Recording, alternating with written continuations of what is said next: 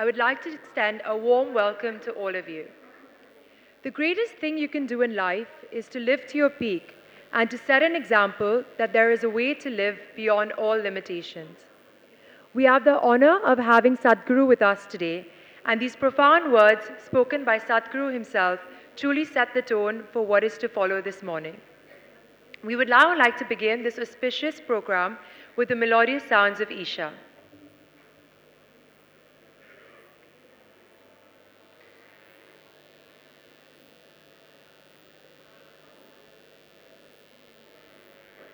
Yogi, yogi,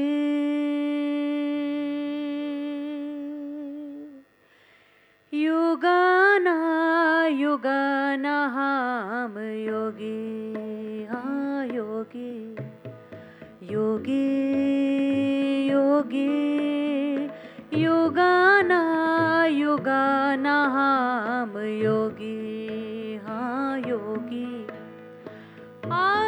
अवधूता युगाना युगाना हम योगी हाँ योगी अवधूता युगाना युगाना हम योगी हाँ योगी योगी योगी युगाना युगाना हम योगी हाँ योगी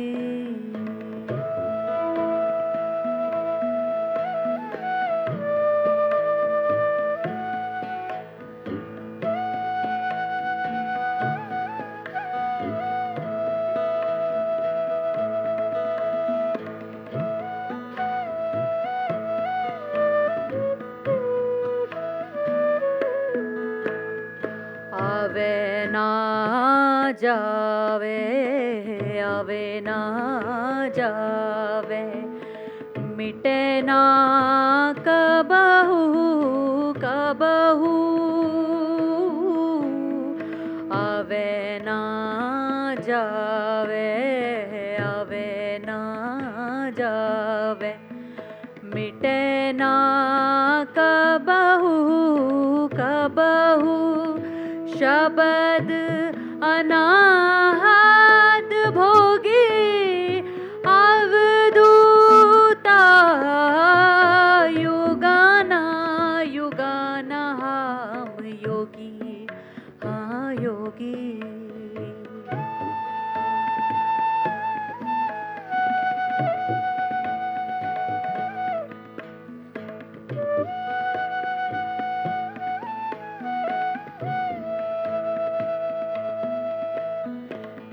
सब ठोर जमात हमरी जमात हमरी सब ही ठोर पर मिला मिला हाँ मिला मिला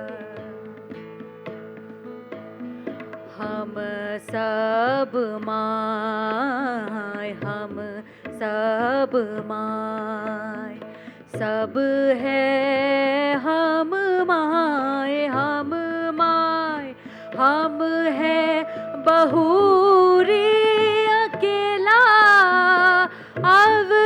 अवधूता युगाना युगान हम योगी हाँ योगी योगी योगी युगाना युगाना हम योगी हाँ योगी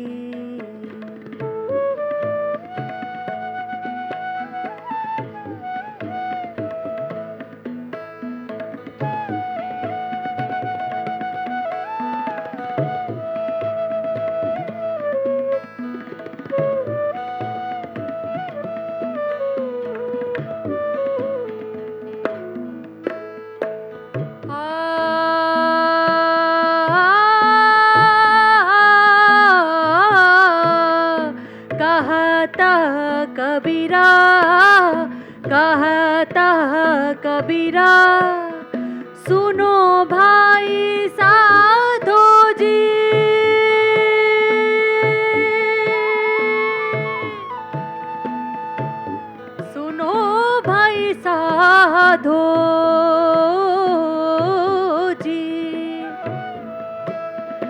कहता कबीरा, कहता कबीरा, सुनो भाई साधो जी,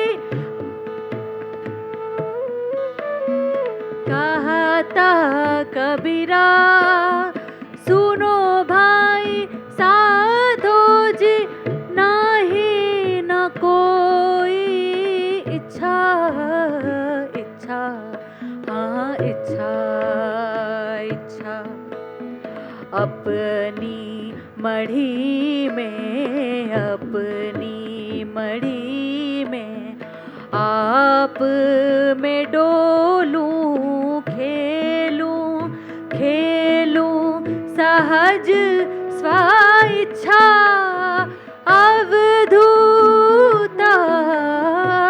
युगाना, युगाना हम योगी, हाँ योगी, योगी, योगी, युगाना, युगाना हम योगी, हाँ योगी, योगी, हाँ योगी, योगी, हाँ योगी।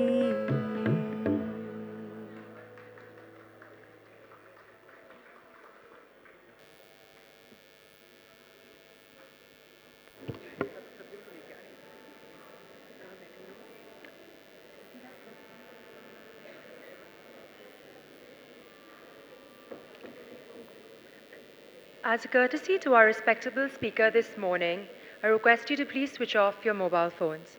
We will now show you a short video on the Isha Foundation.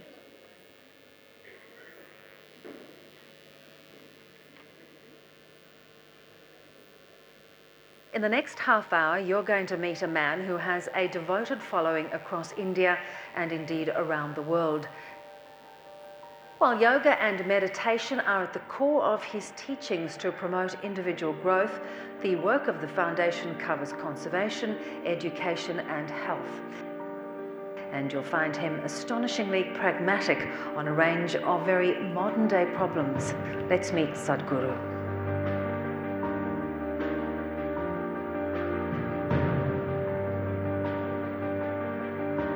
For the very first time in the history of humanity, we have the necessary resource, we have the necessary capability, we have the necessary technology to address every human problem on the planet. Even 25 years ago, we couldn't have dreamt of it. But the only thing that is missing is consciousness.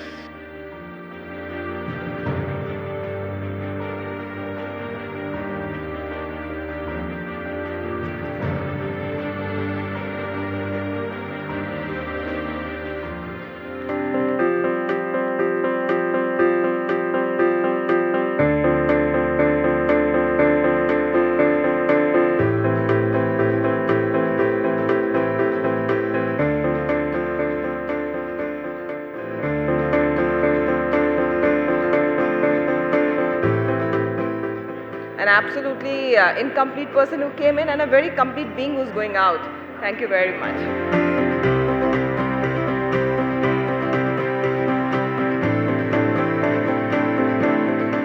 This is what I want to teach you too. That is, you can be completely intoxicated without any drug, just on life. This is a shift from wine to divine. This is the only godless country on the planet, I want you to know. This is the only place on the planet where we understand that God is our making and we have a whole technology of God making. See, the only thing that I'm really good at is just this. I can just make the air around me just crackle with energy.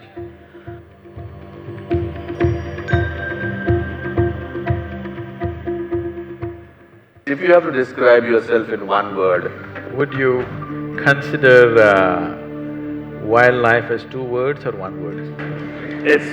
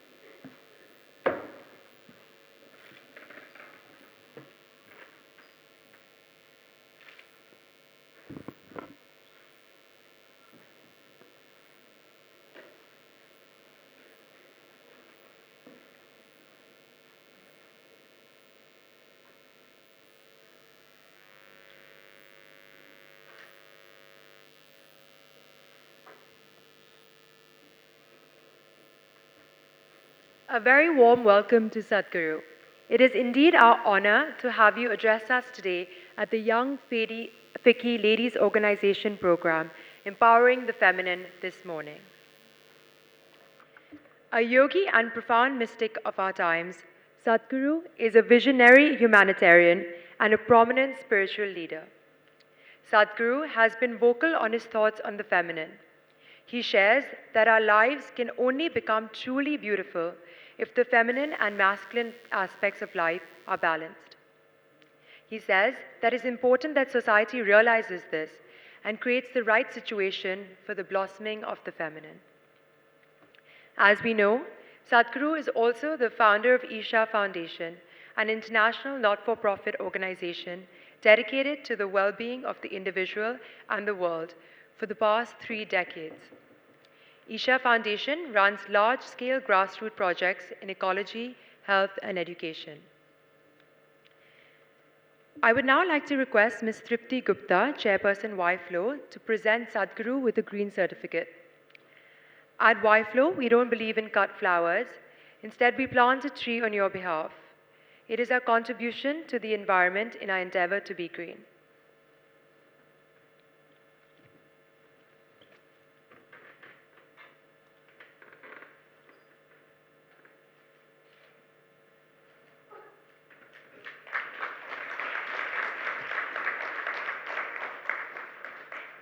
I'd like to now request Mr. Sashen Gupta to please present a check towards YFLO's humble contribution to Isha Vidya.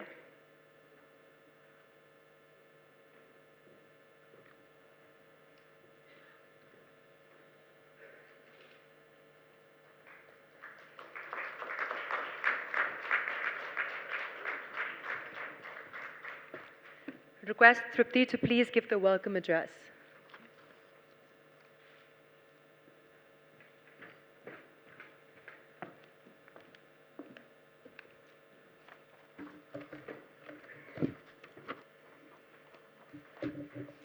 Namaskaram. Dear esteemed invitees, YFLO and FLO members, and Isha guests, I cannot describe the incredible joy and the unbelievable excitement that has descended on this room today owing to today's keynote speaker. Sadhguru, I feel truly blessed in your august presence here today, and am eternally grateful to you for agreeing to address Young Fiqhi Ladies Organization, Delhi. Sadhguru, as you all know, is the founder of Isha Foundation and an internationally celebrated author, poet, opinion maker, and a spiritual master with a difference. Insightful and logical, his life and work serve as a reminder that yoga is not an enigmatic discipline from an outdated past, but a contemporary science which is vitally relevant to our times. With speaking engagements that take him around the world, he is widely sought after by prestigious global forums to address issues as diverse as human rights, business values, social and environmental issues. YFLO is proud to contribute to Isha Foundation's cause of educating the girl child under Isha Vidya. We are very humbled by Sadhguru's presence here today and are thrilled to have him enlighten us on the topic of empowering the feminine. There is no one more equipped to demystify this topic, which has so many layers and perspectives, than Sadhguru himself. It is a matter of great honor and a privilege for YFLO, and almost a dream come true for me personally, that he has agreed to be with us today. It truly seems like a manifestation of my theme for the year: dream, believe, and achieve. Please put your hands together as I now invite Sadhguru to enthrall all of us with his immense wisdom and unparalleled wit.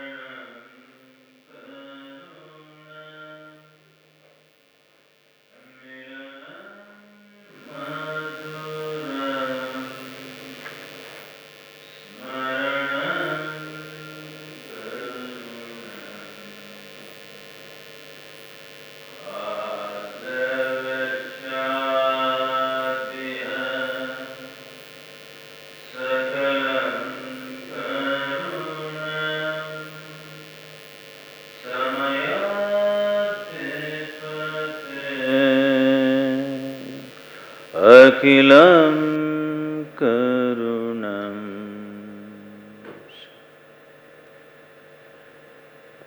Good morning everyone. I said good morning.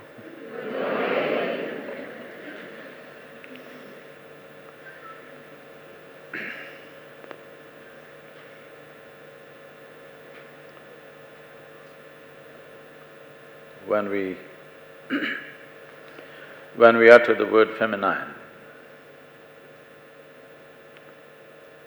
generally it is misunderstood as female.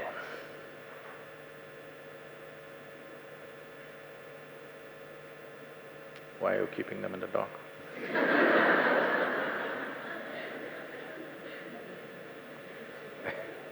It'll be nice if I can see the people.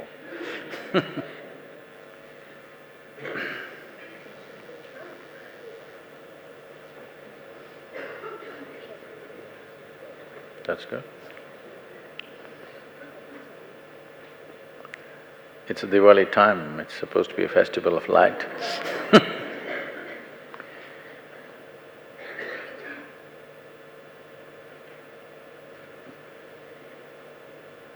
All physical manifestation,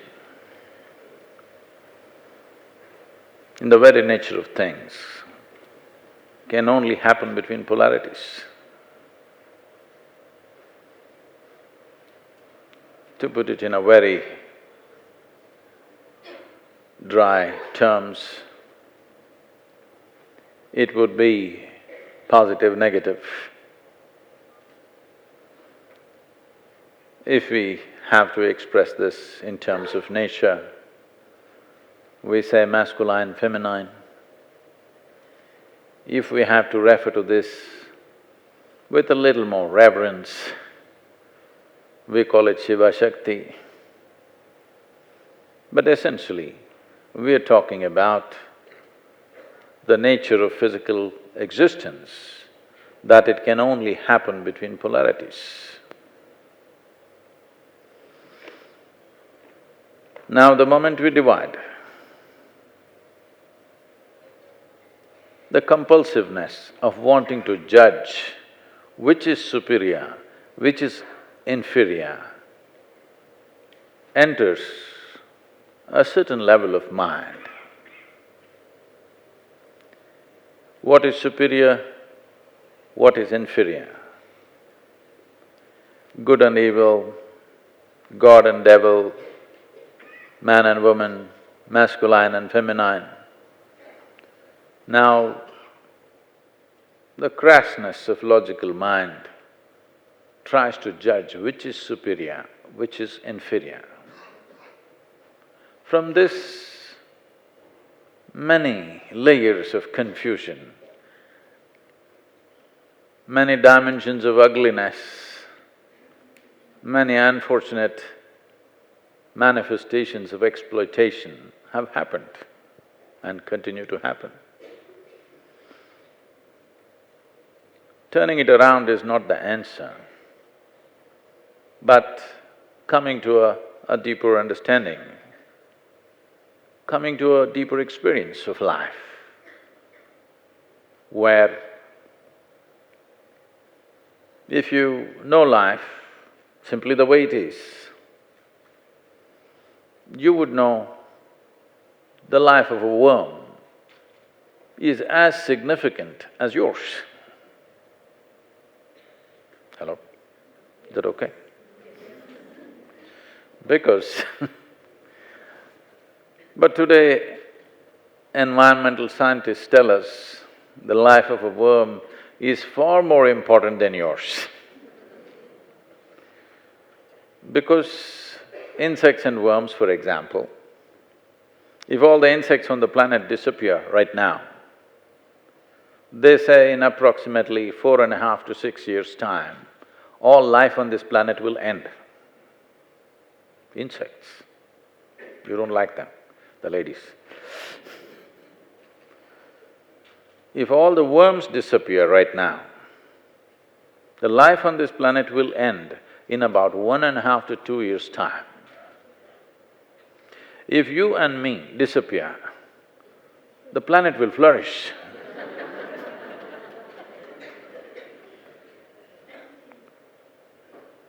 So environmental scientists are trying to argue that worms and insects and microbial life is far more important than you and me. You don't have to agree with them. But if you disagree with them, you will cease to exist.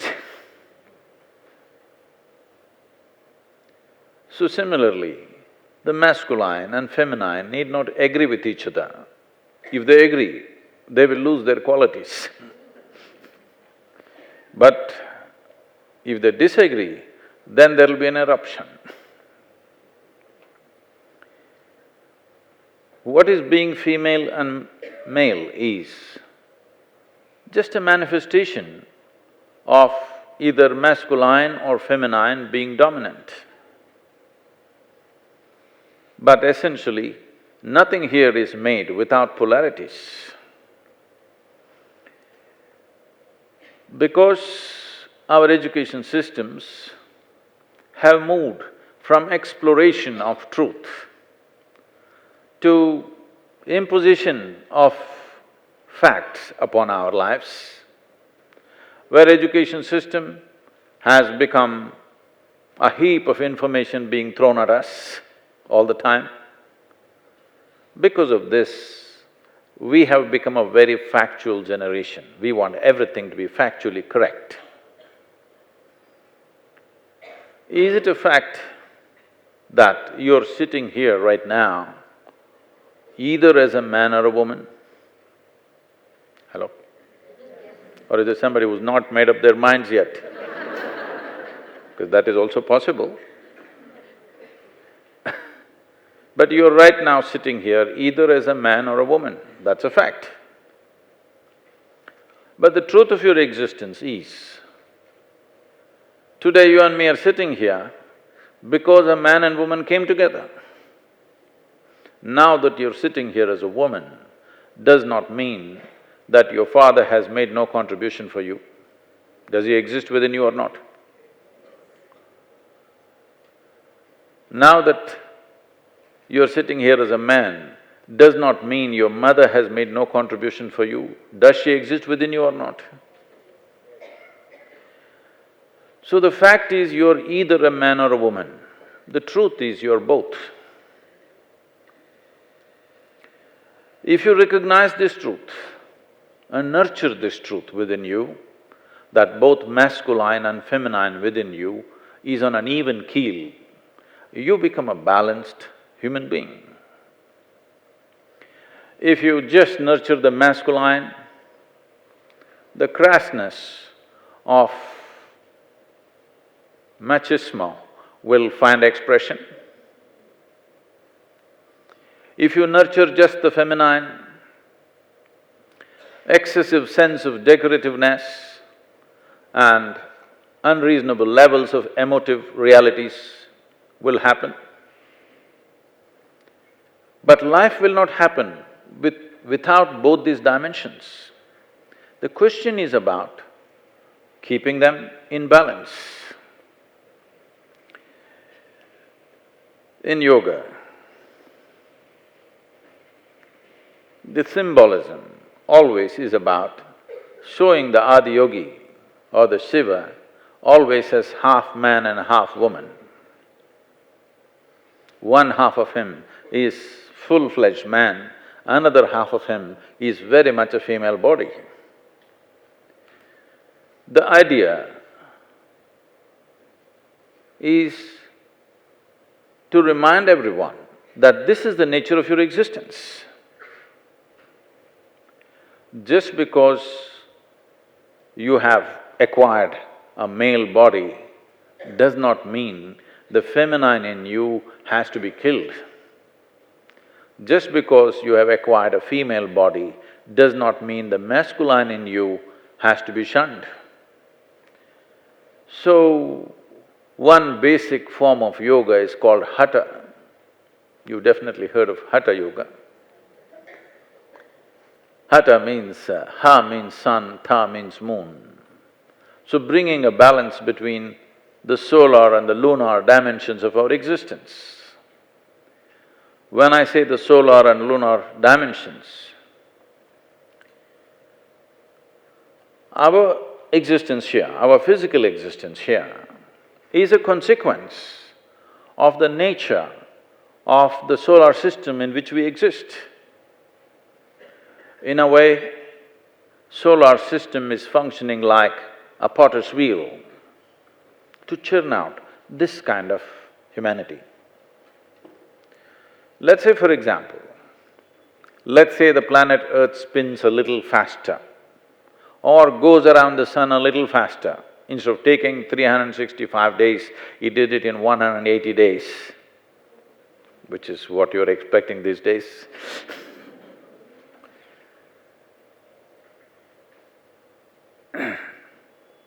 The very shape of life on this planet would change dramatically. Today, there is a theory called constructional theory, which is giving a mathematical explanation as to why life on this planet is shaped the way it is shaped. How the geometry of all physical existence, particularly the life on this planet, and how the geometry of the solar system and how the geometry of the larger universe are connected, and they cannot be any other way right now, unless some dramatic change happens in the way the solar system functions. These questions are not of today. Over 15,000 years ago, these questions were asked. Can I tell you a story about a very a woman of our culture?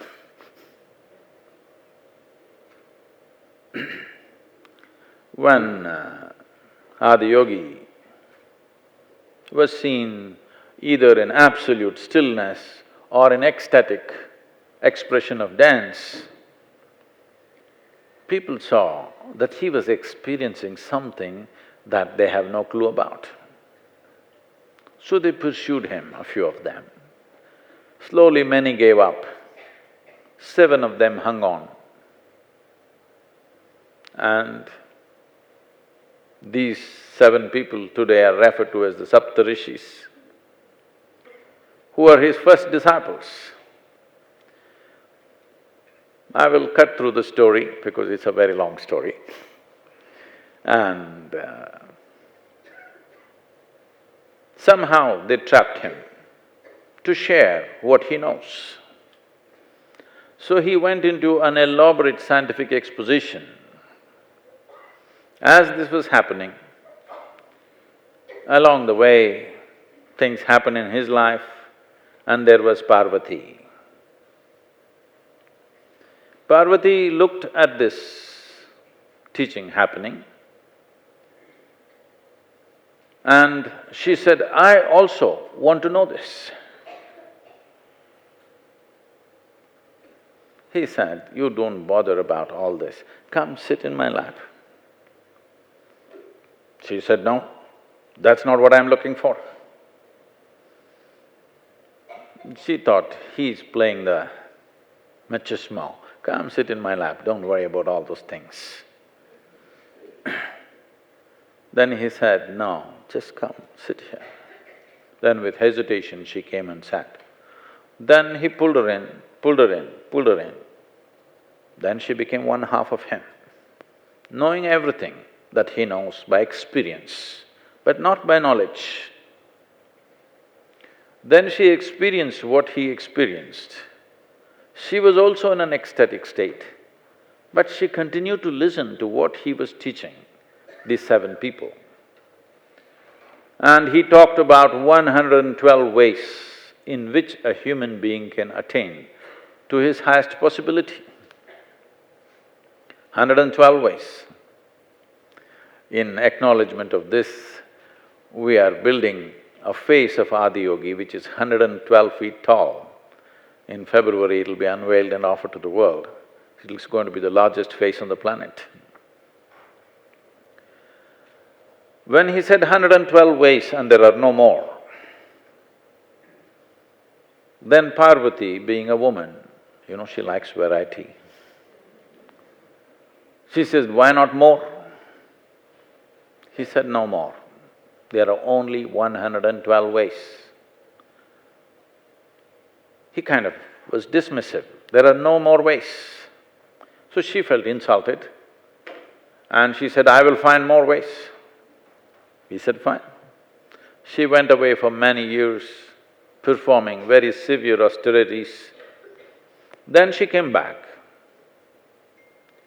He was still expounding these sciences to these 7 disciples. So she came and sat one step below him. This is the language between them. She doesn't want those guys to know that she has failed. She is his wife, she can come and sit next to him, but she comes and settles down one step below him to indicate she has failed. Now same question comes up in the minds of the 7 people. When he says 112 ways and the dimensions of intelligence that a human being can explore within themselves, they say, why can't we evolve to a better place where all this process can become easier? Today, modern science and modern generations are asking similar questions. Why can't we have a bigger brain? What today's medical sciences are saying is, over 20% of your energy, when you're sitting here in a resting place, 20% of your energy or more is consumed by the brain. It's such a small part. This much of your body right now is consuming 20% of the energy. Remaining 80% is running such a large part of your physiology. That's how energy consuming your head is. So, modern medicine and modern neurologists are saying that if you increase the size of the brain, you will not have the energy to manage it. Another way of doing things is to increase the size of the neurons or pack more neurons. If you pack more neurons, you may have more intelligence, but you will have no clarity. You will have too much static going. You will see this in some children. They are born with enormous intelligence, but too much static. Unless you slowly… Actually, what you're doing by doing certain things is to kill a certain number of neurons in the brain so that it becomes more clear. If you increase the size of the neuron, the energy will not be substantial. You will not have the energy to fire it. If you increase the number of neurons, you will not have the clarity. So they're saying in the very nature of things, you cannot increase the size of the human brain. This Adiyogi said 15,000 years ago. He said, unless some dramatic change happens in the solar system, you cannot physiologically evolve any further than the way you are right now. But you can go through a conscious evolution. You can evolve beyond the identifications of your body. This was the fundamental thing which came up in a debate between Parvati and these 7 people. They were looking at everything logically. She had a huge experience, but she had no idea what it is. They knew everything about it, but they did not have an experience. This is usually the dichotomy between masculine and feminine. So Adiyogi said, he included her and showed that he himself can become half man, half woman, and that's the only way you can know it and still experience it. Otherwise, you will know it intellectually, but you cannot experience it. Or you can experience it, but you cannot know it. So to bring this balance between masculine and feminine is the true empowerment of humanity. This understanding or this misunderstanding of splitting humanity human species into two halves and thinking they are two separate species. Today the language in the world has become as if men and women are two separate species. This is going to be very disastrous for everybody, not for any one person or not for any one segment. For all, it is going to be disastrous if we start treating men and women as two separate species. We need to understand this is one species. It is just that to fulfill the process of life, there are many levels of activity which needs to happen successfully. There is a survival process.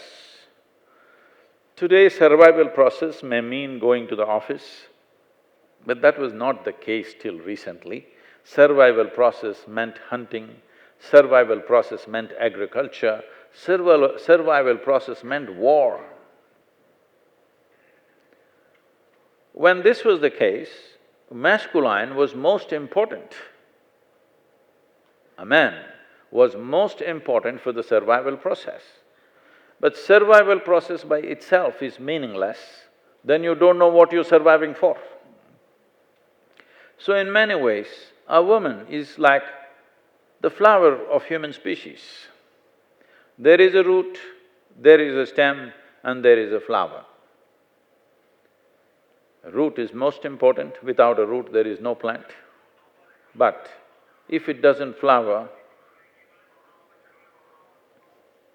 okay.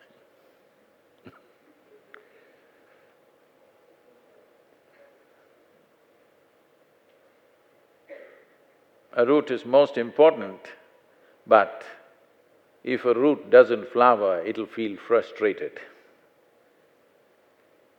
The fulfillment of life will not happen. If feminine has to find a place, the right place in the world, we need to create a balanced society where the finer aspects of life are as important as survival. If in our education systems, music, art, aesthetics become as important as science, mathematics and technology, only then feminine will find expression in a society. Right now, we are moving towards a place where economics is the thing. Wherever you go today, conversation is no more about the weather as it used to be when the English were out here. It's all about economics, everybody is talking about the economy. Economy is over-glorification of survival process. Yes? Just survival process over-glorified. Too much significance to survival means feminine will die.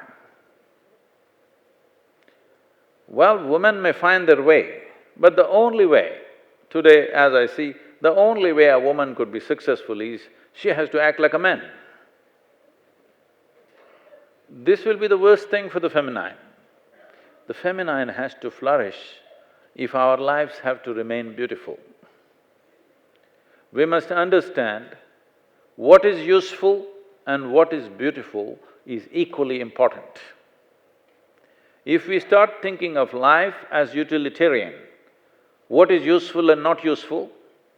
The flower is not useful, we have to get rid of all the flowers. They are no use, we can grow vegetables. Yes, you can grow cauliflower, of course.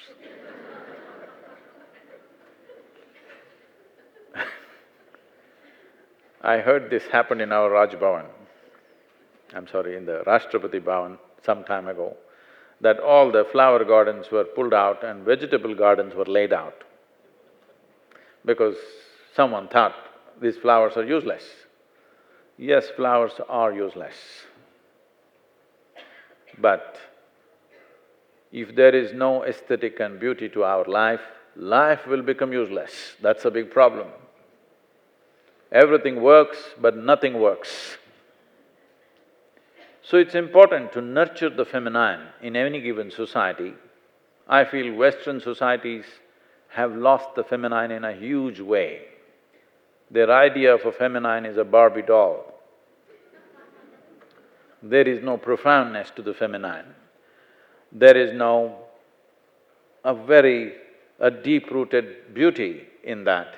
It's just become frivolousness is being recognized as feminine.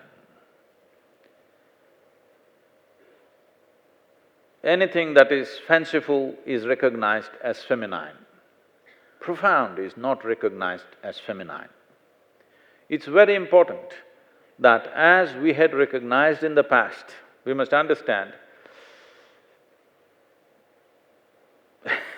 I don't like to dwell upon the past glories, because what matters is today and tomorrow for us. But there is something to pick on our past, because this was one culture which recognized feminine as important as masculine, if not more. It is only because of continuous invasions. When invaders came, the first thing that they laid their hands upon was your wife and your daughter. So, slowly we buried them inside for safety. What was done for safety after some time became a standard practice.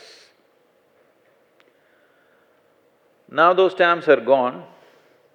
Now it is time for us to look at it, rather than imitating the West in just making women as masculine as we can make them.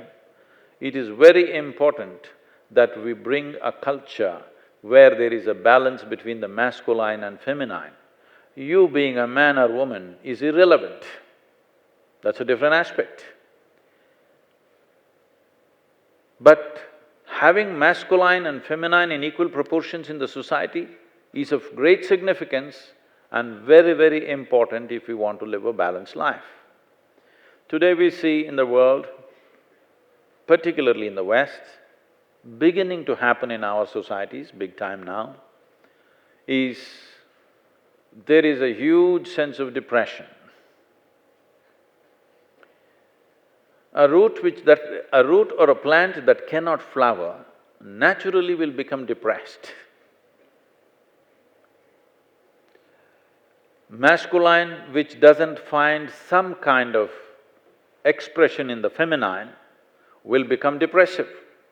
A totally masculine mind will become dark and morbid, depressive mind. This is what you see. It started from Europe big time. Nobody can suffer like Europeans, I have to say this.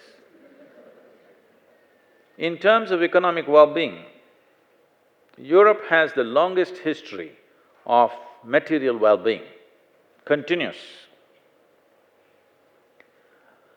But the level of depression, the level of human suffering, you can see this in the art, in the music, in the literature.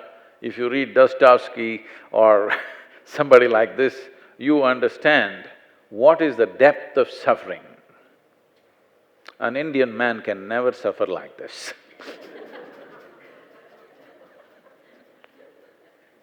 Yes, it takes a certain level of extermination of the feminine in your mind to suffer like this. If the feminine is on in you, it will find a way to make something beautiful out of little things. But if you have exterminated the feminine from your mind, everything is perfect, but nothing works. This culture of wanting to be efficient, wanting to be competitive, wanting to be better than somebody all the time, makes a society more and more masculine. As it makes it more and more masculine, you will see economic prosperity will happen, but human beings will be only tools to the economic process. And economic process should have been the tool for human well-being. Instead of that, human beings will become the tools for economic process. The economic engine drives on the fuel of humanity. Today our education systems are structured like this. Our children are the fuel for the economic engine. Our children are not human beings. Our children are cogs who are supposed to fit in to some machine somewhere. Where in India, this is of deep concern.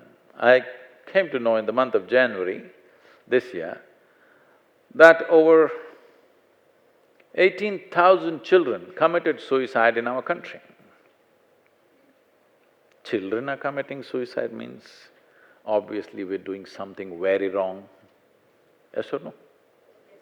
When children, fresh life, which should be exuberant and bursting with joy, if that is wanting to end their life, obviously we're doing something very fundamentally wrong with life, isn't it? Over 7,000 of these children were less than 12 years of age. And one of the main reasons is, in India, passing mark is 98. It's just brutal. It's absolutely brutal that passing mark is 98. And if you get 98, these mad parents will ask the child, where is the other 2%? As if he stole it.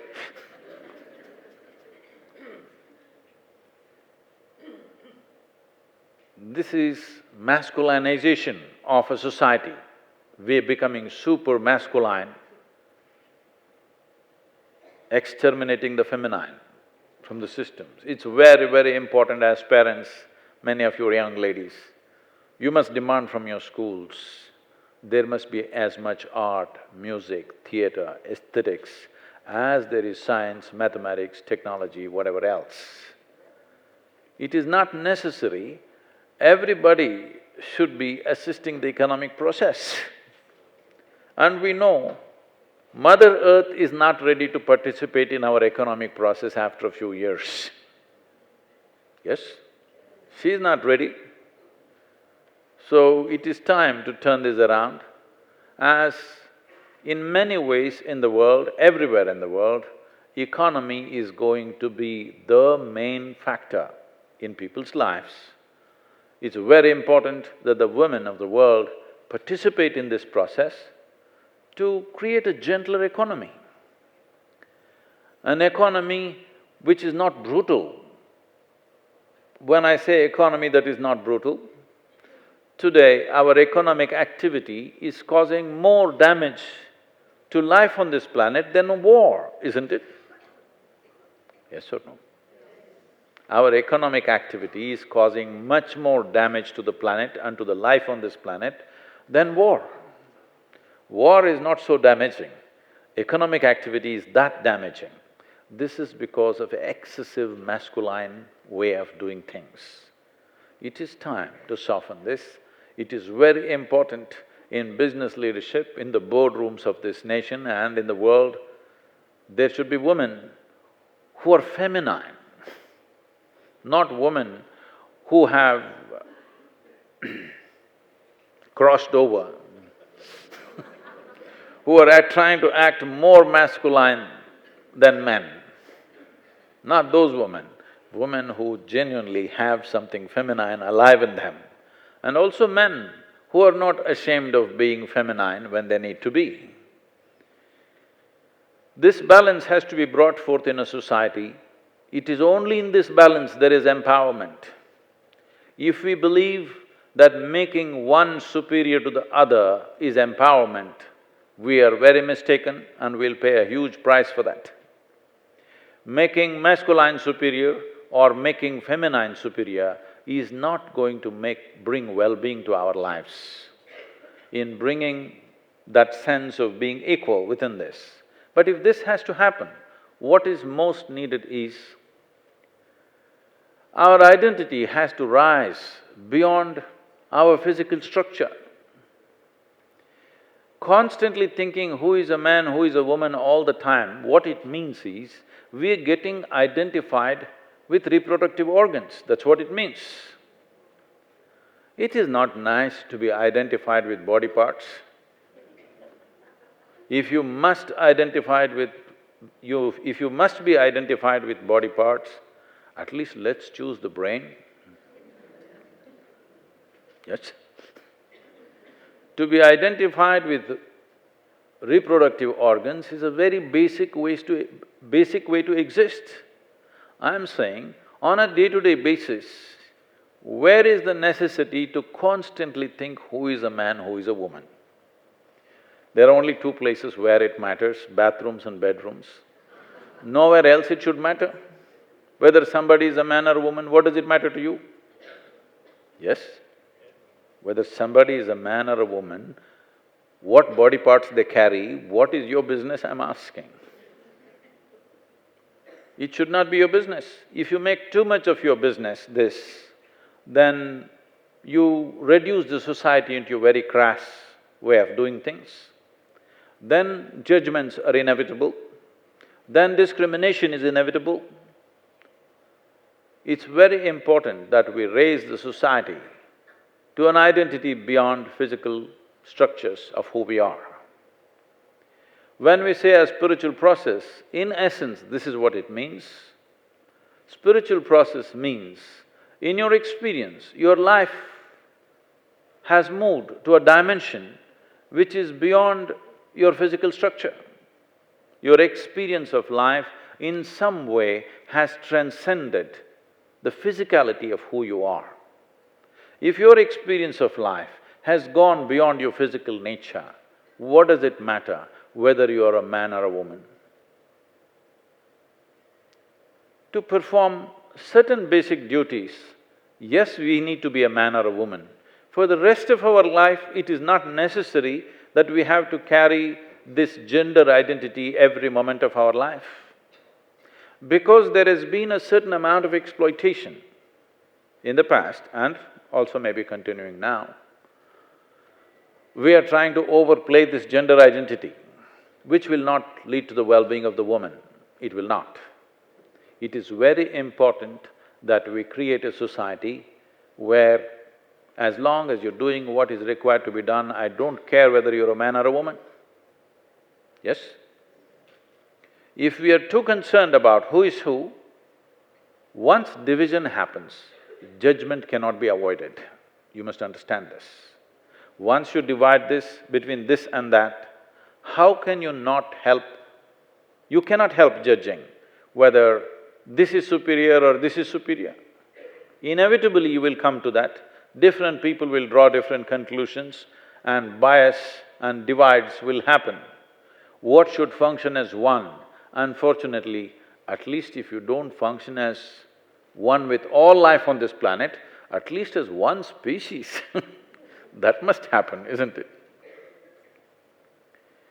Looking up to something, looking down on something is the nature of a very basic intelligence. I must tell you this.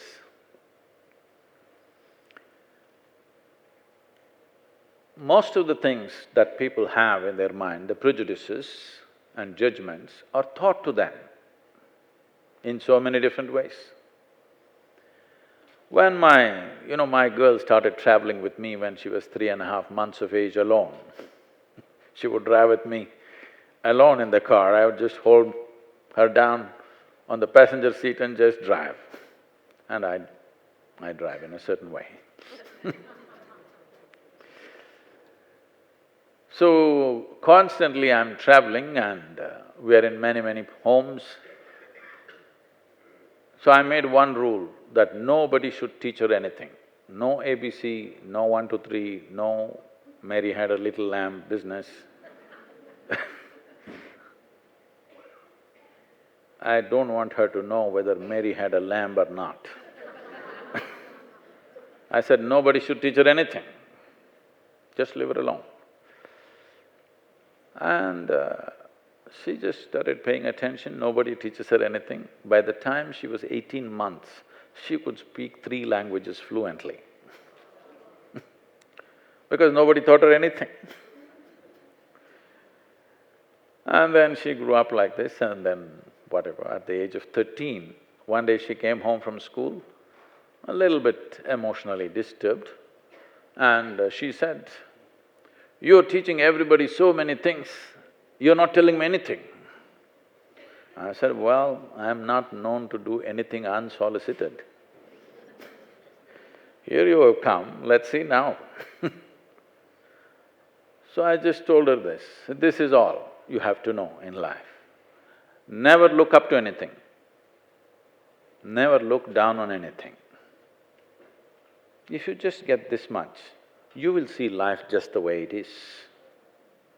If you do not look up to anything, you do not look down on anything, you will realize the significance of everything around you. Because you hold something as sacred, something as filthy, something is virtue, something is sin, something is good, something is bad, something is high, something is low, you're missing the entire point of life. This is all the teaching. Don't look up to anything, don't look down on anything.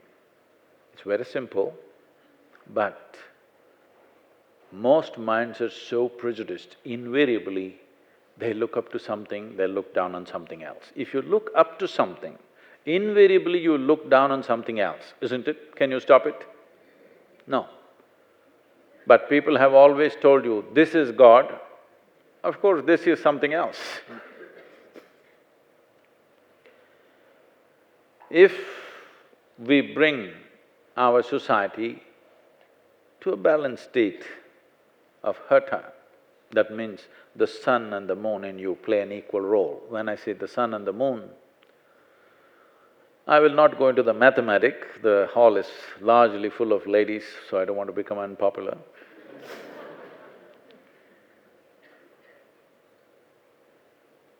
There is a mathematic behind this, but the sun has a cycle of approximately 12.25 year cycle. Moon has a cycle of 28 days. Between these two cycles is the making of who we are. We know this much well, even if you cannot understand the cycles of the sun, you understand this, that if our mothers' bodies were not in sync with the cycles of the moon, we wouldn't be born, isn't it? So between the cycles of the sun and the moon, the masculine and the feminine functions. To find balance between these two is the most important aspect. This is what is called as Hatha Yoga, to work the geometry of the body in such a way that there is a balance between these two dimensions, that you get the best of the masculine and the best of the feminine within you, because there is balance. If there is any skewing of this or that, then suddenly you find it becomes a kind of an extreme expression. A skewed expression of masculinity will lead to one kind of ugliness, a skewed expression of feminine will lead to another type of ugliness. Bringing a balance between the two is the true empowerment of humanity. I'm sorry if it was expected that I was supposed to empower just the feminine. The feminine is truly empowered only when humanity is empowered with balance. The feminine will find expression only when we create a society where there is balance and stability.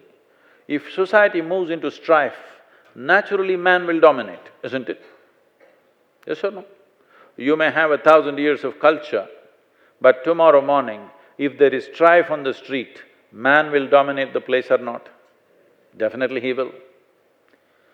So it is in the interest of the feminine that there must be balance in the society, there must be stability in the society. Only then feminine and women will find full expression to all that they're capable of. Otherwise, very stifled women. Largely, very few societies in today's world can claim their women are finding full expression. No, they are desperately trying to be men because being like a man defines your success. We have created a playing field where only masculine can succeed. Today, women have access to many things that they could not dream of 50 years ago. This is not because of any great evolution within the human mind, this is simply because of technology. Technology has leveled everything. Technology has moved human activity from brawn to brain. Because of that, women are finding reasonable access to variety of things. If the muscle ruled, man would rule. Now, how much muscle you have, nobody cares, unless you are in some WW whatever nonsense. The success in the world is no more determined by how much muscle you carry, which was so just maybe 100 years ago or 200 years ago. How much muscle you carry definitely determined the success of who you are in the world. Today it doesn't matter, not because people have evolved, simply because technology has taken away the significance of the muscle. All you need is two thumbs to text. You don't need a whole body. So, we've come to a place where technology has created a physical space where men and women can participate in equal measure. This is the time to create a psychological space, a spiritual space where men and women can participate in equal measure so that masculine and feminine will have an equal play, so that human beings will flourish, human beings will know the peak of their life, human beings will know what it means to blossom within themselves, rather than from the time they're born till they go to their grave, they're only striving to survive a little better. This has become the way of the Western world. I just landed 48 hours ago from United States, and United States is right now kind of going through a certain process. Don't think this is a fight between masculine and feminine. It is masculine and super masculine fight.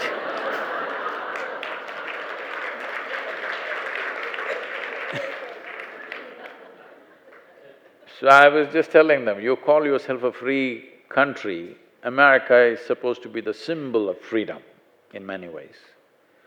But I asked them, I was in Tennessee and it's a very strong religious state. I said, you guys claim to be strongly religious. Suppose Jesus came tomorrow. He won't come to Tennessee because he'll get crucified, that's different. Suppose he came somewhere. The Mormons claim he will come only in Missouri. Suppose he came and said, come follow me. If Jesus came and said, come follow me, none of you guys can follow because you got a housing loan for 35 years.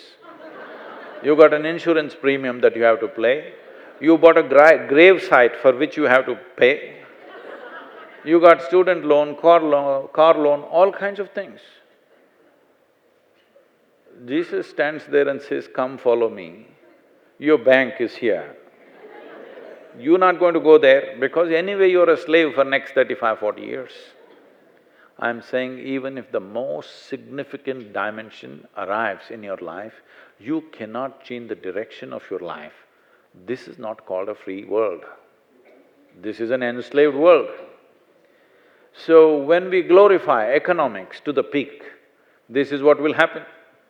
All of us will get enslaved in such a way, even if something tremendous comes our way, we cannot change the course of our life. Is it not important in human life that we keep at least a little bit of freedom, that something significant comes means we can change the course of our life? No? Is it not very important? It is very, very important, otherwise till we go to the grave, we will be only for paying bills. This is America. Till the last day they're paying bills. This happened. A man died and the son was reasonably doing well in his career. So he decided to give a grand funeral which cost him $30,000. He bought a casket, the coffin, which is rosewood coffin which costs $25,000. And he had musicians for the occasion which cost him $12,000. He spent all this and he told the undertaker, I want the best for my dad. So all the bills were settled. But after a month, another $100 bill came. So he thought something must be extra and he paid that. Next month, another $100 bill came. He said, what is this? I paid everything and again you're sending $100 per month, what is that? So the undertaker said, because I rented a tuxedo for your father,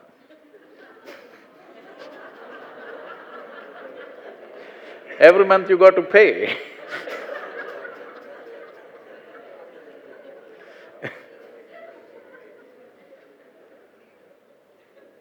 So, if we overly focus on economics, right now in our country there is a need to accelerate the economic process, yes, but in our personal lives we must know where to go and where not to go. Our life should not get tangled up in just survival process. Being tangled up in survival process means we have lost our feminine. Masculine is still ruling everything. This is why survival looks like supreme. Survival is not supreme. Once you have come as a human being, survival is not going to fulfill you. If you came like any other creature, yes, stomach full, life settled. But once you come as a human being, survival is not supreme. Survival is just only one aspect of our life. If we make survival supreme, that is when masculine becomes dominant, feminine will shrink. It's important that spiritual process, aesthetics, beauty, everything is as important as utility, economics, survival, as important.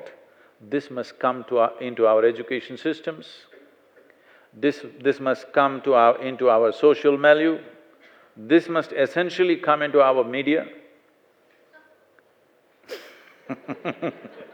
She thinks it's not possible. So, in only making this happen, empowerment of the feminine can happen because you must understand what you call as feminine is… what you call as a flower is a fragile expression of a sturdier plant. But without the flower, the plant would mean nothing.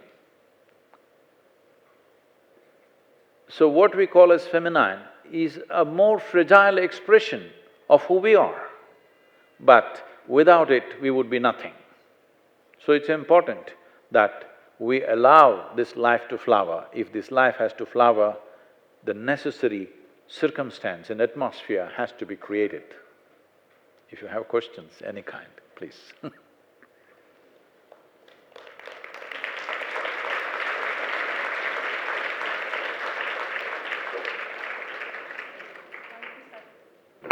Thank you, Sadhguru, for your incisive words and captivating anecdotes. The floor is now open for questions. If you had told me the cow is blue, I wouldn't have come dressed blue, huh?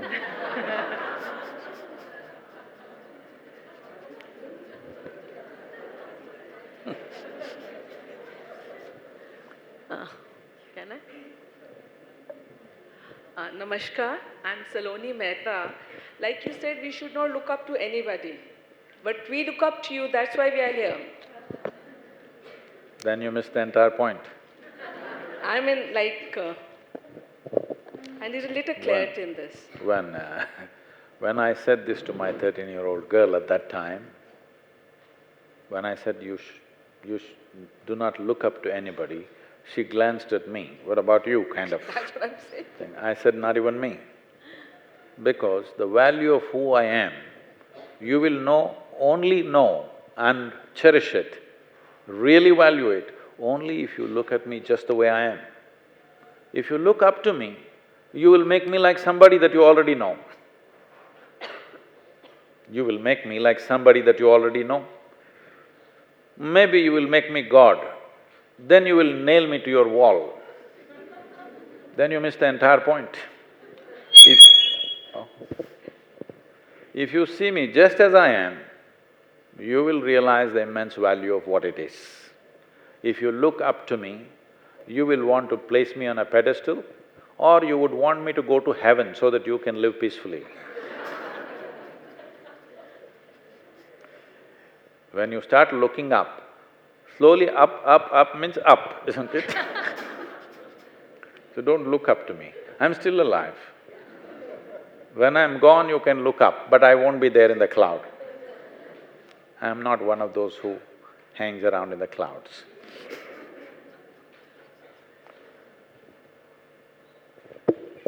Sadhguru, being a woman, one of It's not working, the microphone. Being a woman, one of the major responsibilities we face is being a good homemaker. Women also work these days.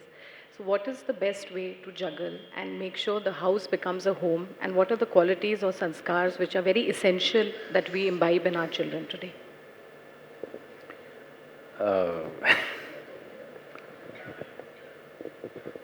You must open a chat group on WhatsApp, Telegram, Twitter, Facebook, just for your family.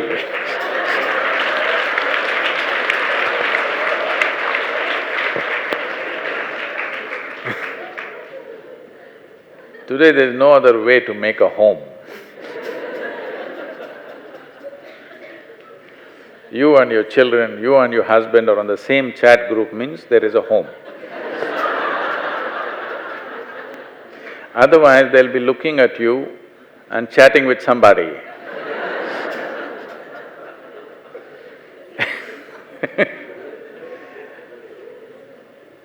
So it's very important, if you have children, if they have not already grown to a point where they're on a different chat group already, if they're still young, one of the most important things that you need to do is, this may be a little more challenging in India than elsewhere, but it's very much possible. It's very important that you expose your children to nature. Nature need not necessarily mean you have to go to some tiger reserve. You can just walk somewhere. On a Sunday, instead of sitting in front of the television, or instead of being on this or that, which are variety of online caricatures, if you take your children out to experience something which is life. See, a child does not listen to what you say, I want you to understand this. They attach no significance to anything that you say. Parents are always surprised and they're breaking their heads, but they're absorbing everything that's happening around them. They're not listening to your talk, they're not interested in your talk, because anyway it doesn't make much sense. You know, when your parents were talking, these things did not make any sense to you, but how do you expect it'll make sense to your children? But they're absorbing life. If you expose them to life other than human societies, they will absorb life in an unprejudiced way. They will not… coming back to this subject if we have to, they will not discriminate between what is male and female, what is masculine, feminine. They… in a more fundamental level of intelligence, you grasp, for life to happen, every aspect is needed. It is only in the logical mind that you can eliminate one and highlight the other. But in reality, everything is happening as one, isn't it? If your children has to grow up in a balanced way, this is something you must invest in. That you, along with them, not trying to teach them ecological lessons, not trying to give this and that, just being in nature is a great lesson. I know this culture has not come up in India for a variety of reasons, but you can bring it back, we're trying to bring it back in many different ways. Just going out, you must see, we do this both in United States and here in our… We take children and camp in the jungle, they think. We walk them through the jungle, and when sundown happens, we camp. They can hear all the sounds of the jungle. They think they are in the wild. but actually they are in a fenced area. But they don't know that. They're experiencing this as real jungle because they can hear the elephants, they can hear all the other sounds. How children mature in a matter of 3 to 4 days is unbelievable, you know. The level of maturity that comes into them, especially city children who come there, who always lived in apartments and with a certain sense of unreality in their mind, they mature so fast. In a matter of few days, you can see this change. In United States, because our center is very large, it's over 1,400 acres, so we have enough space to camp in many places which are really wild, but they have shot up everything that was wild. There's really no wildlife except a little bit of mountain lions which are not really of much danger. But here it's tiger country, so we don't want to camp in the jungle, but we camp somewhere where children believe they are in the jungle. But just being there, absorbing all the aspects of nature, children will mature in a fantastic way. Your life, it is… just because you have a child, it doesn't mean you have to create a human being. There is no such thing, okay? That is done by the creation, not by you. It's a privilege, it's happening through you, but you can't do it. Yes, can you create a life? No, it's happening through you, that's all. Such a privilege, most people go through it as enormous stress. Here and there they smile, looking at their children, rest of the time only stress. Sadhguru, One second, we'll come to you. Anyway, the human species is not in danger. If you feel you're not ready for something like that, there is no compulsion that every one of you must deliver a child. Unless you believe, unless you are clear that you are going to produce a child which is at least a couple of notches better than you. Yes, it's very important that when we produce a next generation, in some way they must be better than us, isn't it? If we are going to produce a generation which is less than us, this is crime against humanity. Yes, it is. So if you're not so clear about it, human species is not in danger, that we have to encourage everybody, please have children. I'm trying to institute an award for all those young women who are capable, physiologically capable of having a child, but they chose not to have a child. I want to institute an award because there is no better service to humanity. Because right now we are 7.3 billion people. At the beginning of 20th century, we were only 1.6 billion people. In 100 years, we are 4 times up, 7.6 billion. The United Nations makes a prediction that by 2050, we will be 9.6 billion people. By 2075, we are supposed to be 12 billion people. At this rate, it doesn't matter how much wealth we have, what we have, our children and their children cannot live well on this planet. Yes or no? So the greatest thing that we can do is plan to reduce the human population in the next 50 years rather than increase the population, and as if it's some kind of a prediction. It's all right to say tomorrow is going to be raining, tomorrow is going to be sunny. You can't say tomorrow we are going to be 10 billion people. This is stupid. Yes or no? We can decide by 2050, instead of being 9.6 billion people, we will make it 5 billion people. You don't have to kill anybody, you just have to slow down the reproduction. Yes? I think this is the most important responsibility. So a home need not necessarily mean bursting with children. That was our image when we were agricultural societies, when there was lot of land to be tamed, we wanted 10 sons. They used to bless, 100 sons you must have. You know, Dhritarashtra had 100 sons and what a mess.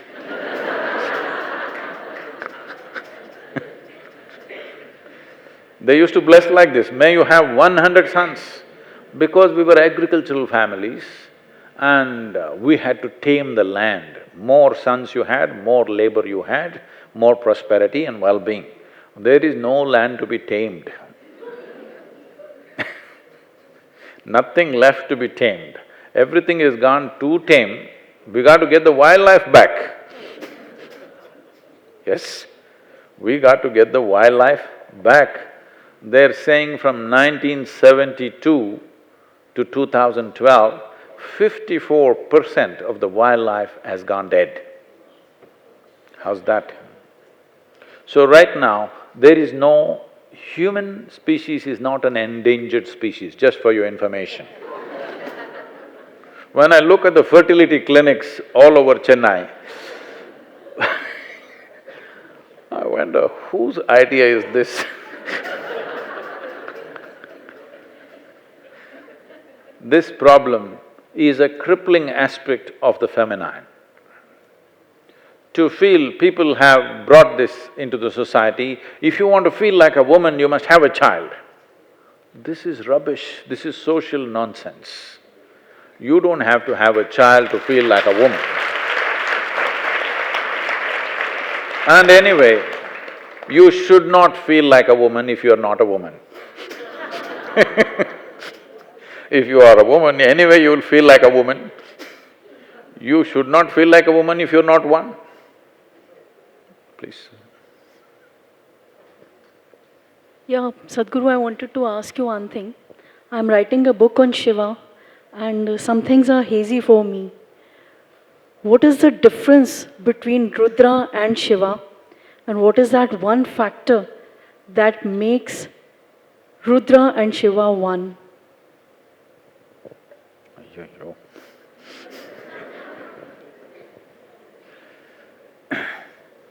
Because this is essentially about the feminine today, let me talk to you only this context, but don't write a book based on what I say just now because it's only an incomplete aspect.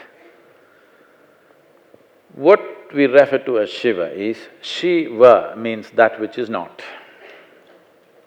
That means unmanifest. 99% of the cosmos is unmanifest. But today, modern physicists are saying this unmanifest dimension of the existence is tremendously powerful. They don't know what it is because they're not able to measure in any sense as to what it is, what is its nature, because it's not physical in nature.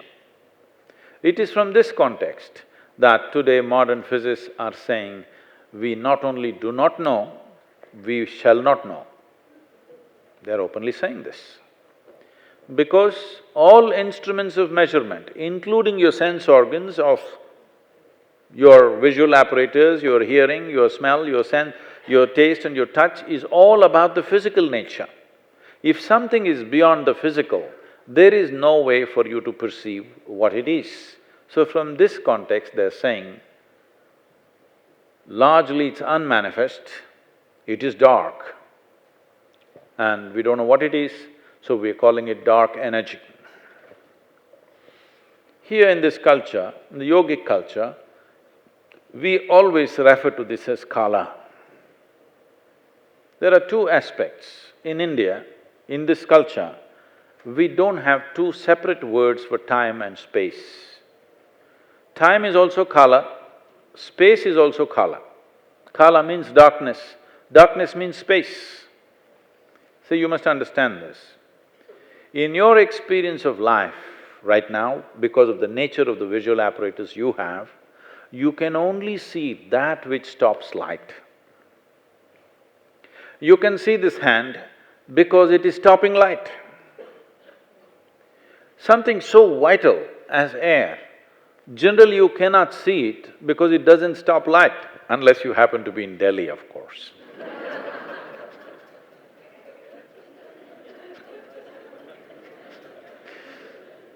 here you can see the air.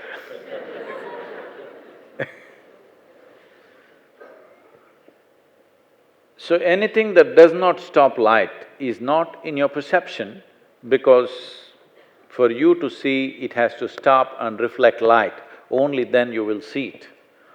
So what is considered space is dark because it doesn't stop light. Light may be going through, but you don't see it because light was not stopped by anything. Suppose you have seen this, suppose the old, even today, the way the cinema is projected, if you put your hand, suddenly here there is light, otherwise you're not seeing that light. It is going there and creating a full-fledged drama for you, but you don't see it. But if you put your hand, the light stops right here. So light cannot be seen or experienced by you unless it's stopped by something. So all that dimension that you cannot see is dark for you. So that dimension of space is referred to as kala, and time also is kala. Here we are seeing, within our experience, we see time is the basis of space. In the sense, only because there is time, point A and point B are possible. Generally, logical thinking would be, because there is a distance, there is time. No, because there is time, distance is possible, space is possible. So we don't have two words for this. Kala means time, kala means space. So this dimension of unmanifested existence is called Shiva. Shiva means that which is not. When that which is not is just there, if little bit of energy play happened, which we refer to as Shakti, suddenly he roared. When he roared, he took the form of an ellipsoid. Today there are computer-simulated images of what the Big Bang could have looked like. They're all in the form of ellipsoid like this. This is what we refer to as the linga or the first form. So we said that which was Shiva, that which was unmanifest, when it manifested, it came out in the form of a roar. A roar means a Rudra. A roarer is a Rudra. He roared for a period of time. So that phase is called as Rudra. When he settled down into many manifestations today that we refer to as creation. But just based on this short answer, don't write a book. Sadhguru, my question is how to create reality? How to? Create reality. Create? You said create? Yes. Oh, if you create something, it is not reality, isn't it? Reality means that which is already there.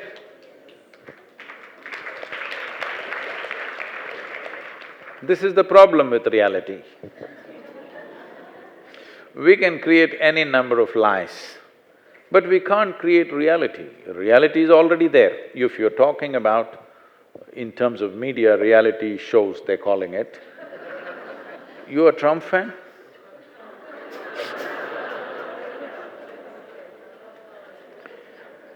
So, reality means that which is already there.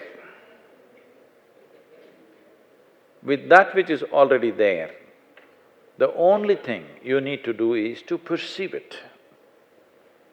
We're talking about creating reality because today we have come to a place socially where people are more expression than perception.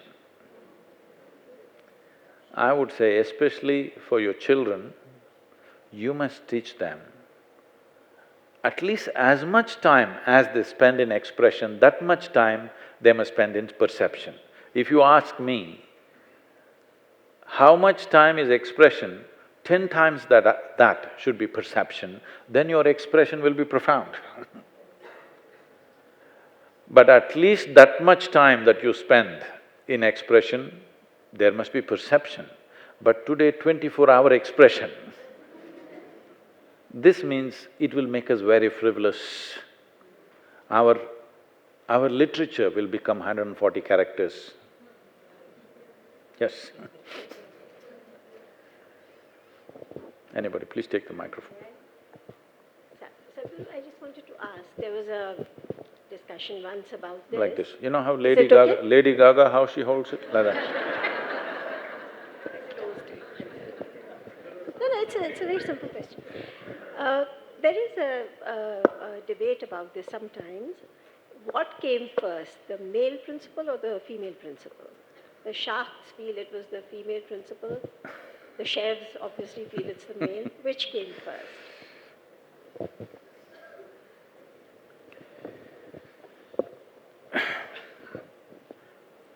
On a certain day,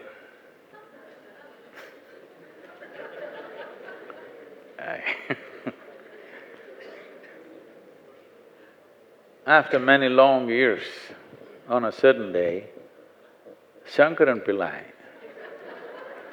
met up with his college friends. No, he's just a South Indian man. He met up with his college friends. They all went out for dinner. Then they started drinking a little bit, then they ordered a lot of food. Then they got into a debate. Which came first, chicken or the egg? They went into big debate, but Shankaran Pillai was just focused on his drink and his snack. He went on eating and drinking. Then they said, "Hey, what, are you not interested? Don't you want to know which came first, chicken or egg?" He looked up and said, "Whichever you ordered first will come first."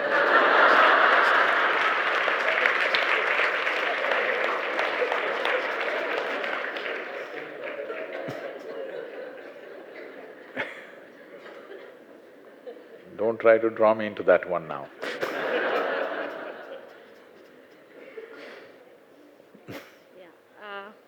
Sadhguru, you have mentioned nature several times in your talk. If you can hold the microphone like this, yes. Yeah. You mentioned nature several times in your talk, and you were also saying that scientists say that the insects, they should be living.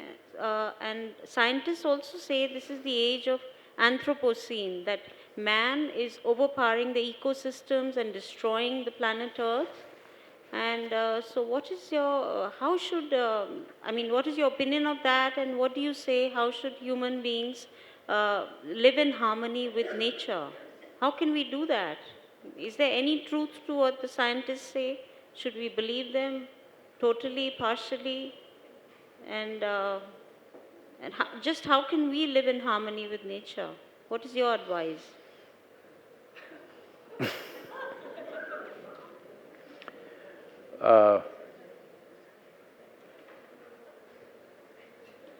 I happen to be in an international ecological conference. Then I told them the only way that you can make a difference, you driving a Tesla is not going to change the world. Some satisfaction for you, but it's not going to change the world. This is a band-aid for cancer. If you really want to make a difference, the only thing is, you have to reduce the human footprint on the planet. Then they asked me, how do you reduce the human footprint? I said, you have to reduce the number of feet. There is no other way. Right now, we have disproportionately grown in our population to the rest of the life on this planet. We are trying to adjust to that. All that'll happen is, you're talking about curtailing human aspirations. It will never work, believe me. When I'm particularly in California region, I find these days anybody who's reasonably well-to-do must have a Tesla, because that's a statement. When you go to the office, you go in your Tesla, otherwise you're considered crass. But they have a 6-liter, 12-cylinder pickup truck or a SUV parked at home. They have a 12-cylinder Ferrari parked at home. which is well hidden. But when they go to the office, they will go in their Tesla. I'm saying you cannot contain human aspirations, but you can easily control human population. If you control human population, people can live whichever way they want and it'll not be a problem. You have made human populations explode simply because we took death into our hands to some extent. When we take death into our hands, should we not take life into our hands or birth into our hands? In 1947, the average life expectancy of an Indian was 28 years. Today it's around 64, 65, which is wonderful. The change has happened in the last 70 years. So when we are living longer, is it not important that we produce our children much later? Hello? I know today many families where 5 generations are alive at the same time. It's not good. I'm not saying old people should die. Young people should come later, isn't it? Maximum 3 generations, okay. 5 generations living right now, that means 2 people have become 30 people. Where is the space, I'm asking? We're thinking of exporting them to Mars, but that's a long time away. Men can go to Mars, where will the women go?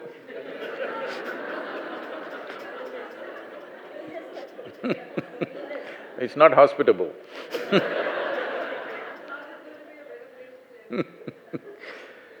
So, it's very, very important. We are talking about ecology like it's some other subject. No, it is just senseless living, that's the only subject. Now technologies have evolved, so many things are possible. You ask people to curtail their aspirations, believe me, it's not going to happen. People will pretend on the surface, still do what they have to do. You cannot curtail human aspiration, but very easily you can control human populations. But there are all kinds of religions, religious people encouraging have more children because their market is that. Miserable population means more religion will work. Yes, because they will promise you somewhere else there is a better place to live, you know. They're talking about a better place elsewhere. See, we must understand this. Like never before, human intellect is firing like never before. More human beings can think for themselves today than ever before in the history of humanity. One should start thinking, inevitably you have to think logically. Once you think logically, the problem is unless something is logically correct, you cannot swallow it. This is the nature of the human being of tomorrow.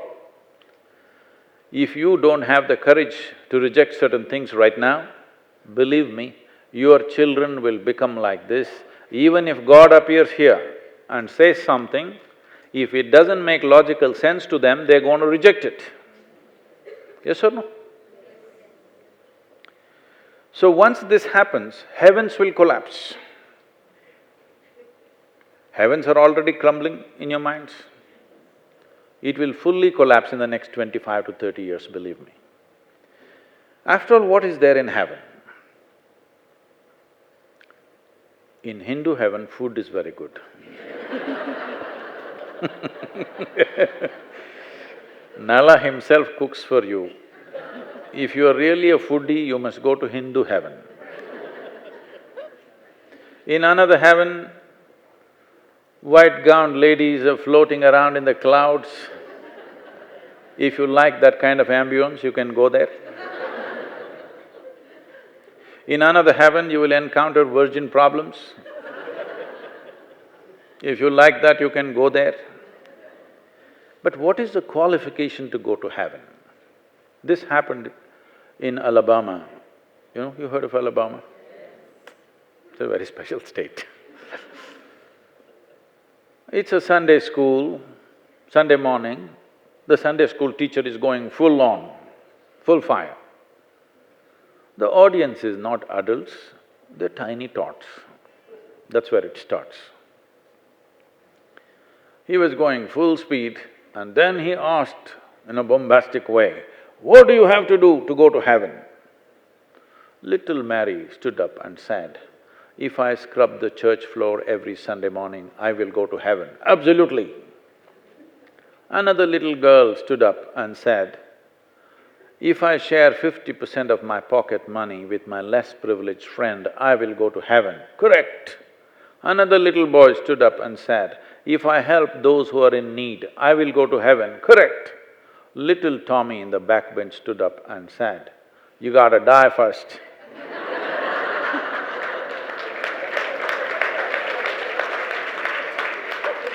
So, if you want to go to heaven, first thing is you got to die. If you die, whoever you may be, all right? Whoever you may be, however rich, however beautiful, whatever you think of yourself, we will either bury you or burn you or throw you to the birds, depending upon which culture you belong to. Because this body is something that we have borrowed from this planet, it's best to put it back. Yes? If you've not done anything eco-friendly in your life, believe me, you will do this one eco-friendly thing. If you feel you have not done anything useful in your life, believe me, this makes good manure. When people die around me, I always make sure they're buried under a tree. I see the next 2-3 months the tree is having a party. It just bursts out with joy, with more leaves, more flowers, more everything. So, you don't have to worry whether you will be useful or not, you will be useful someday, the question is only now. So anyway, you left your body here and went to heaven. So you're in heaven but you don't have a body, now what are you going to do with good food and virgins, I'm asking. I'm saying, if you ask 3 questions, all the heavens will collapse. Yes or no? If you don't dare to ask, your children will ask. When heavens collapse, the human longing to experience something more will not go away. This is the way we have dealt with this longing. Human being is always longing to experience something more needs to happen. You may not be able to articulate what that something more is, but something more needs to happen. In pursuit of this something more, many destructive things, many wacky things, many crazy things are being done. But the important thing is, you want to somehow have a larger slice of life, yes or no? So the way we have conducted the humanity till now is, don't worry, you're miserable here, but when you go there, it'll all be great. But if heavens collapse, what will human beings do? The longing to experience something more is still there. They will do crazier and crazier things. One thing that will happen is, we will move towards chemical solutions in a big way. I'm sure people in Delhi, you know that you are moving towards chemical solutions in a big way. I was in New York City with a very large group of people and I asked them, what percentage of people in New York City do you believe can sit in the evening peacefully without even a glass of wine? I'm considering wine as the smallest dose. Many people need many more things, but without even a glass of wine, you can sit peacefully by yourself. How many? They went into a debate and they came back and said, 5%. I was in London with a very prominent group of people. I asked them a similar question, what percentage of people in London could sit peacefully without even a glass of wine? They said, well below 1%. I think you're getting there too. See, I remember 35 years ago, in small towns in India, there would be 10, 20 people who would be recognized as people who drink. People used to say, oh, they're drunkards, we shouldn't give our girls to their family because they're drunkards. Today, if you don't serve drink, nobody will come for your wedding. Yes or no? In a matter of 25, 30 years, to be peaceful, we need chemical help. To be joyful, we need chemical help. To be ecstatic, for sure we need chemical help. But even to be healthful, we need chemical help. Pharmaceutical industry is outpacing the food industry, do you know this? Pharmaceutical industry is slightly over the food industry right now. Food industry is $7.6 trillion. Pharmaceutical industry is edging ahead of that. That means we need more medicine than food on this planet to stay healthy. One fundamental reason why individual human beings, societies and nations aspire for affluence is so that we have a choice of nourishment, and next thing is a choice of lifestyles. But countries which have an enormous choice of nourishment and lifestyles, for example, United States, 70% of the population is on prescription medication. The other 30%, of course, buying drugs off the street. This is simply because human longing to experience something more and heavens are collapsing. As you begin to think logically, heavens will collapse, but the longing to experience something more will not go. Unless we provide a logically correct, scientifically verifiable spiritual process where people find access to the source of their experience and they can create any experience that they wish within themselves, unless this possibility is unfolded in the next 2 decades. If we don't do this, believe me, in another 50 years' time, 90% of the humanity will be on some kind of chemical for their daily sustenance. When this happens, as I said earlier, one fundamental responsibility that we have is we produce a better generation than who we are. We will fail in this fundamental responsibility. If all of us are on chemicals, the generation that we produce next will be much less than us. If we want to avoid this, this is what we need to do. A logically correct, scientifically verifiable spiritual process need to become an express need in the society, in every society. This is what needs to happen, and if we are really concerned about our children living well, just nurturing only our children well is not going to help. We need to create a society which is healthy, isn't it? You can't just make your children well and not be bothered about the rest unless we create an ecosystem of well-being. If there is no ecosystem of well-being, our children living well in future is just an empty dream. Let's make this happen. Thank you very much.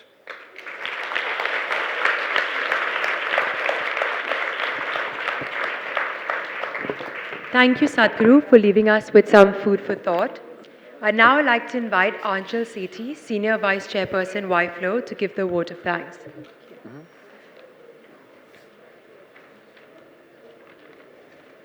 A very good afternoon, everyone. Seldom does one get an opportunity to encounter an unfailing wit, thought-provoking wisdom, and an enchanting presence. Today has been such a day for all of us here to have Sadhguruji amidst us. Sadhguruji, you have made it a very special and a memorable event for us to remember. A guru is not someone who holds the torch, he is the torch. Sadhguruji, you are the torch for us. On behalf of YFLO, I extend our profound gratitude to Sadhguruji for taking out his valuable time today to address us. I hope we can gather all the pearls of wisdom shared by him and craft something worthy and beautiful. May I now request Ms. Shubhra Gupta ji, past President FLO, to present a token of appreciation and deep gratitude to Sadhguru.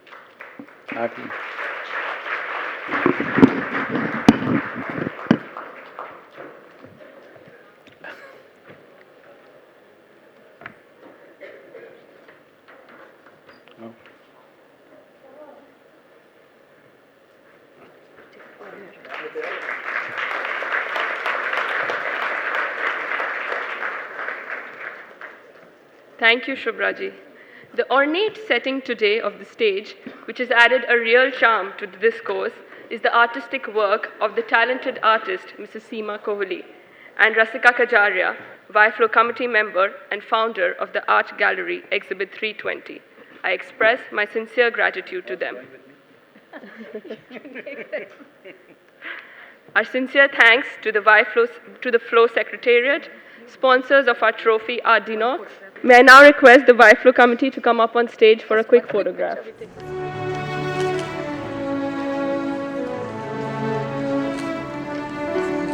Everyone come this side. पीछे face.